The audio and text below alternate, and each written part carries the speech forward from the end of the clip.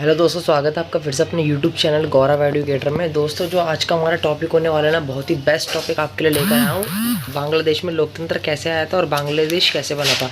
ये जो आपको नोट्स दिख रहे हैं ना, ये सभी मैं स्क्रीन पर भी आपको समझाने वाला हूँ। ठीक है, आपको जो मैं बताऊँगा प्लीज़ 2 मिनट की जानकारी अच्छे समझिएगा। और मैं आपको प्रॉमिस दे रहा हूँ, मेरी वीडियो से आपको किसी वीडियो के पास जाने की ज़रूरत नहीं पड़ेगी बांग्लादेश में लोकतंत्र का टॉपिक समझने के लिए। अगर आपको वीडियो ज़रा सी भी बेकार लगे मेरी वीडियो में, डिसलाइक देना ज़रूर और मेरे कमेंट में बुरा से बुरा लिखना।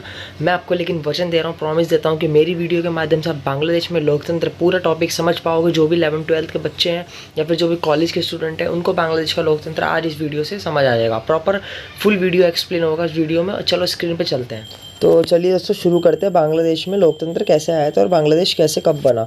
और मैं लास्ट में ना दोस्तों आपको ये भी बताने वाला हूँ कि इसके अंदर डेट आपको कैसे याद करनी है। कि डेट, कुछ लोगों को ना डेट याद नहीं होती बच्चों को, तो उसके लिए मैं एक ट्रिक बताऊँगा, आपको सारी डेट याद हो जाएंगी इसकी। ठीक है, अब शुरू करते हैं। प्लीज़ वीडियो लास्ट तक देखना, इसमें पूरी फुल्ली वीडियो एक्सप्लेन है। मतलब इसी वीडियो के अंदर मैं सारा आपको समझा दूंगा बांग्लादेश के लोकतंत्र के बारे में जो भी हुआ था। ठीक है दोस्तों, अब 1947 से 1971 तक बांग्लादेश पाकिस्तान का अंग था। ठीक है, इस क्षेत्र के लोग जो थे पश्चिमी पाकिस्तान के दबदबे और अपनी ऊपर उर्दू भाषा को लादने के खिलाफ थे। जो यहाँ के लोग थे ना, वो जो पश्चिमी पाकिस्तान के दबदबे, मतलब इनके ऊपर पश्चिमी पाकिस्तान से काफ़ी दबदबा बनाया जा रहा था, उसके ऊपर काफ़ी खिलाफ थे, उसके ऊपर बहुत खिलाफत की, मतलब कि एक तरीके से उनका विरोध किया इन्होंने। ठीक है, और इनके ऊपर जो उर्दू भाषा लादी जा रही थी उसके भी खिलाफ थे ये लोग। अब पाकिस्तान के निर्माण के तुरंत बाद ही यहाँ के लोगों ने बंगाली संस्कृति, ठीक है, और भाषा के साथ किए जा रहे दुर्व्यवहार के खिलाफ विरोध करना शुरू कर दिया। अब भाई इनके साथ क्या किया जा रहा था, बंगाली संस्कृति को नष्ट करने की कोशिश की जा रही थी, और इनकी जो भाषा थी ना उसको भी नष्ट किया जा रहा था, उसके ऊपर उर्दू भाषा ला दी जा रही थी। तो इसका इन्होंने क्या करा, इसके खिलाफ विरोध किया।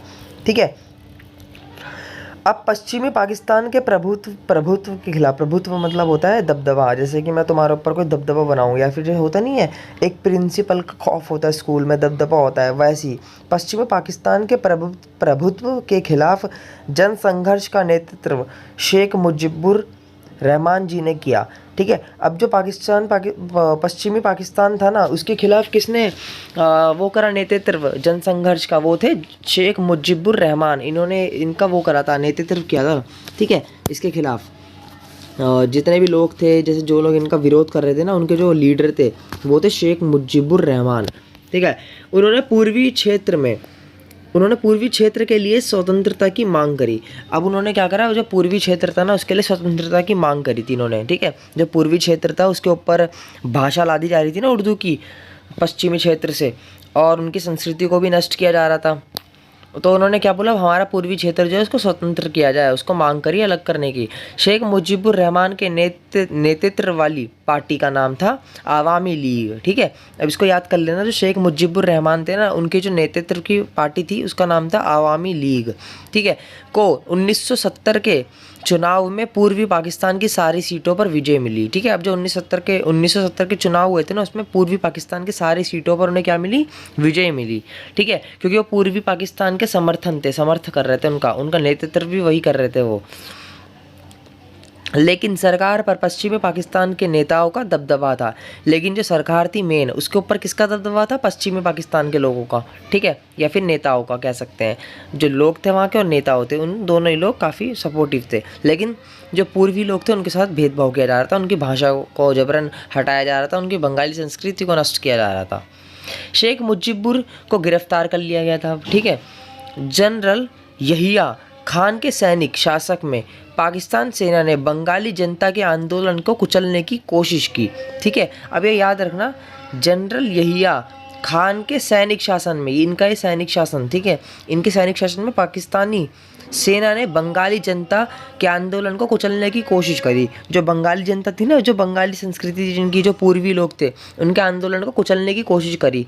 ठीक है, अब तो शेख मुजिबुर जी को भी गिरफ्तार कर लिया गया। अब जो जनरल यहिया थे वो सैनिक शासन के थे। ठीक है, जो जनरल यहिया का सैनिक शासन था ना, वहाँ की पाकिस्तानी जो सेना थी, उन्होंने क्या करा, बंगाली जनता के लोगों के आंदोलन को कुचलने की कोशिश करी थी। अब ठीक है, हजारों लोग पाकिस्तानी सेना के हाथों मारे गए। ठीक है, इसी कारण पूर्वी पाकिस्तान से बड़ी संख्या में लोग भारत पलायन कर गए। पलायन मतलब होता है शिफ्ट होना, मैंने यहाँ पे लिखा हुआ भी है। ठीक है, भारत के सामने अब शरणार्थियों को संभालने की समस्या आ गई। ठीक है, शरणार्थियों का मतलब एक तरीके से होता है जिनको शरण देनी पड़ती है, जिनको कहीं घर बार नहीं होता, ऐसे होता है जैसे कहीं शरण दे के रहना पड़ता है, शरणार्थी नाम से समझ में आ रहा होगा। ठीक है, अब इनको भाई संभालने की समस्या खड़ी हो गई, मतलब इनको खाना पीना कौन देगा, इनको घर बार कौन देगा, तो भारत के सामने प्रॉब्लम आ गई। ठीक है, अब भारत ने इसका सॉल्यूशन निकाल दिया 2 मिनट में। वो क्या था सॉल्यूशन, अब मैं आपको समझाता हूँ। भारत की सरकार ने पूर्वी पाकिस्तान के लोगों की आज़ादी की मांग का समर्थन किया। ठीक है, और उन्हें वित्तीय मतलब होता है फाइनेंशियल सपोर्ट, जो पैसों से रिलेटेड समस्या होती हैं, एवं सैन्य सहायता दी। ठीक है, सैन्य सहायता भी दी और वित्तीय सहायता भी दी। ठीक है, पूर्वी पाकिस्तान के सपोर्ट में। ठीक है, मतलब उसने अपनी आर्मी भी भेजी थी वहाँ पर। ठीक है, इसी कारण परिणाम स्वरूप भारत एवं पाकिस्तान में 1971 में युद्ध छिड़ गया।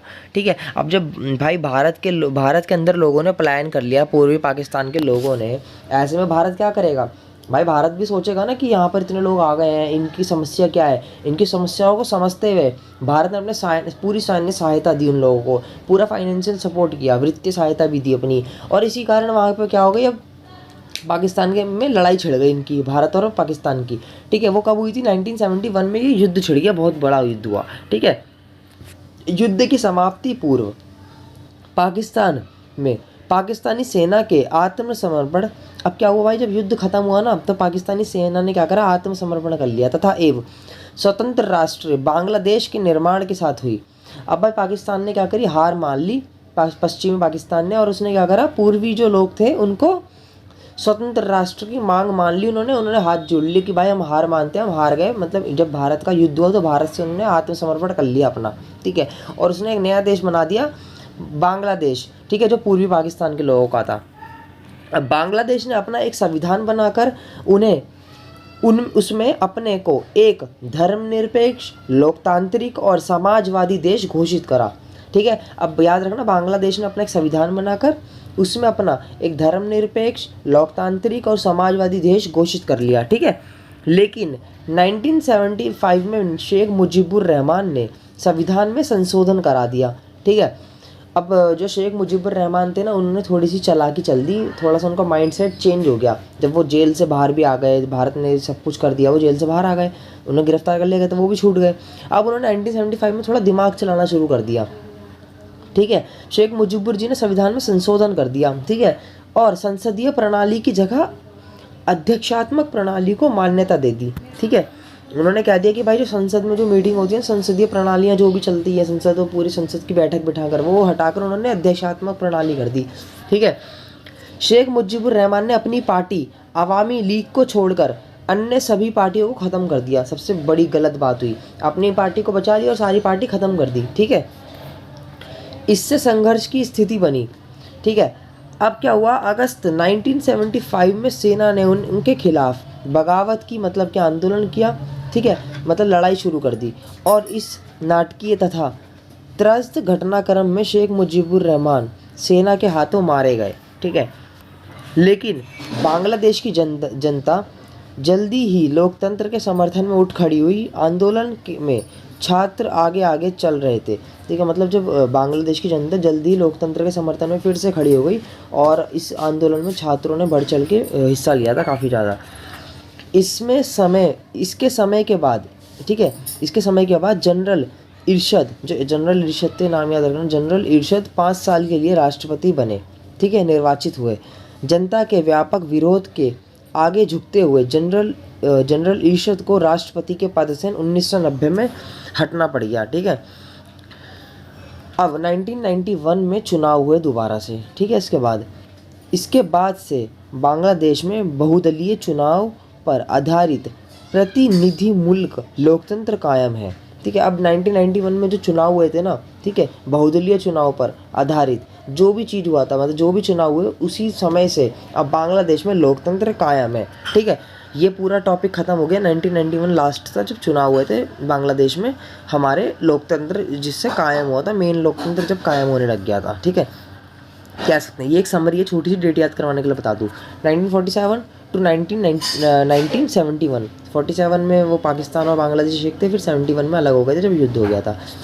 ठीक है। 1970 आ गया, फिर 1971 में फाइट हो गई थी, ठीक है। 1970 में वो शेख मुजीबुर रहमान जी का वही जो बने थे, ठीक है, नेतृत्व कर रहे थे, बांग्लादेश बन गया फिर 1971 में।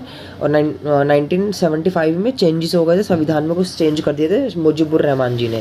फिर उनको अगस्त में 1975 में मार दिया गया। 1990 में पद चेंज कर दिया था इरशद जी ने, और उसके बाद में इरशद जी जब हट गए वहाँ से तो 1991 में दोबारा चुनाव हुए।